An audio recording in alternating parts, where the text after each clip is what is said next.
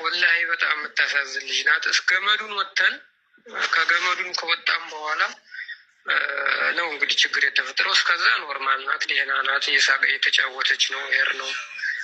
የገጠር ልጅ ግን እሱ የበቃችሁ ነገር በሙሉ አንድም እውነት የለውም፣ ሁሉም ውሸት ነው። ልጅቱ ተደፍራለች። የተደፈረችው ደግሞ አጠገባችን ነው። የተደፈሯት ደግሞ መሪዎቹ ናቸው።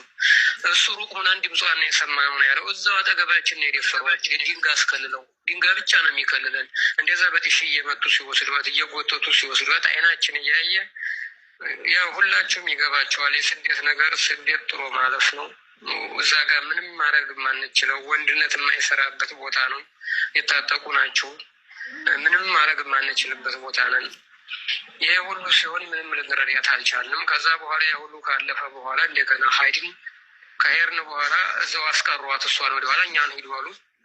ሻንጣዋን ምናምን ይዘን ሀዋርን ያለው ውሸቱን ነው። እዛው ነው አስቀምጧልን፣ አስቀምጠናል።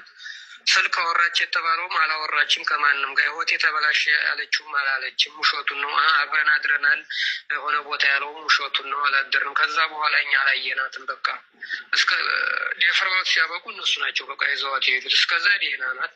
ደፍረዋትም ዘወር ብለን ስናያድ ቁማለች። ያው እያለቀሰ እየጮኸች ነበረ። ያው ምንም እዚህ ላይ ልነግራችሁ አልችልም። ወላሂ በጣም የሚያስለቅሱ፣ በጣም ያሳዝናል። ምንም ማለት አይቻልም። እየሰማችሁ ነው። አብሮን የተጓዘው አብሮን